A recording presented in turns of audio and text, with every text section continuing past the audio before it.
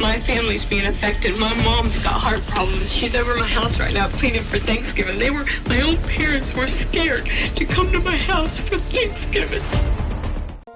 This case is about a crazy, pathological liar, and watching her trap everyone around her into false lies is absolutely shocking. It all began in the city of Tampa, Florida in 2006, when 39-year-old Abraham Shakespeare was out with his friend Michael Ford. The two stopped at the gas station for a while, and as they stopped there, Abraham saw lottery tickets and persuaded Michael to purchase 2 lottery tickets from Florida Lotto for both of them. They took the tickets, kept them in their wallets, and then left the place. Everything was just fine until one day in November 2006, when Abraham's life changed completely. What happened was literally unbelievable. Abraham casually took his ticket out of his wallet to check the number on it and found out that he had actually won a lottery of $30 million. That is insane. Abraham Lee Shakespeare was born to a fairly poor background on April 24, 1966, in Lakeland, Florida. Abraham struggled through his life and also got into prison multiple times in his early adult years, as he often got involved in crimes like armed robbery and burglary. However, Abraham soon gave up on all this and tried to become a better person. He started a job, and then suddenly a new chapter of his life started when he found his love in 1999 and became a father in the year 2000. Winning the prize of $30 million was probably the second most joyous thing in Abraham's life. He quickly started to purchase things like expensive jewelry, boats, watches, cars, and a big house, which you would not believe was worth a whopping $1.3 million. Abraham also treated his friends well, often helped them with money, and took them on vacations with him. However, one day, you won't believe what happened with Abraham. Abraham's friend Michael, who had gotten him the ticket, challenged him in court and said that he was the rightful owner of the prize and not Abraham, as he was the one who brought the ticket. Michael also claimed that Abraham had stolen the ticket from him. Abraham, however, won the case, and Michael lost due to his invalid claims. By the year 2008, Abraham had already spent $11 million out of his remaining $12 million, which made him think that he should stop spending his money recklessly. Abraham also gave an interview to a TV channel in which he explained his past and current situation. Right after this, a woman named Dorice Donegan Moore contacted Abraham and offered him her services to help him stretch his money and perhaps increase it as well.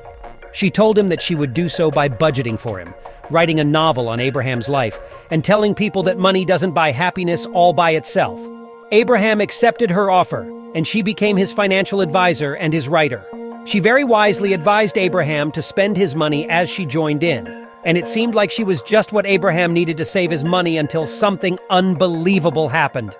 On November 9th, 2009, Abraham's cousin Cedric called the police out of worry and claimed that he hadn't seen Abraham for months, while his accounts were constantly being managed. After a few weeks when Abraham was nowhere to be found, he was officially declared missing and made headlines all over the country. People were in shock, and their first suspect was no one else but Dorice Donegan. If we take a look at Dorice's past, she has always struggled to earn money, but always by the wrong means. She was famous for being a pathological liar, and she had lied several times to get what she wanted. When she started working for Abraham, she got divorced and shifted to his house. After Abraham went missing, the police found Dorice suspicious and decided to go to Abraham's house. When the police got there, they asked Dorice about Abraham, and she replied to all the questions calmly and also gave them a bag full of documents. The documents included Abraham's signed statements, saying that he had gone into hiding and had given all his money and belongings to Dorice because he had gotten tired of all his problems and publicity. He even showed them Abraham's recorded videos and audio. You get tired of people asking you for money all the time, Abe? Well, inside, a year ago. They don't take no for an ounce or so. When the police asked Dorice where Abraham was, she replied, "How the hell do I know?" Things got really fishy here, and the police decided to search through Dorice's and Abraham's phones. The police noticed that Abraham's messages had been seized by April 9th. From April 9th, he only had his conversations with Dorice, which continued for 3 months. The strange thing is that the text messages had the same location. When the police asked Dorice about this, she said that she texted herself to help Abraham escape, but she doesn't know anything about where he is now. She was texting from Abraham's cell phone to her cell phone and to other people's cell phone, giving the illusion that it was Abraham.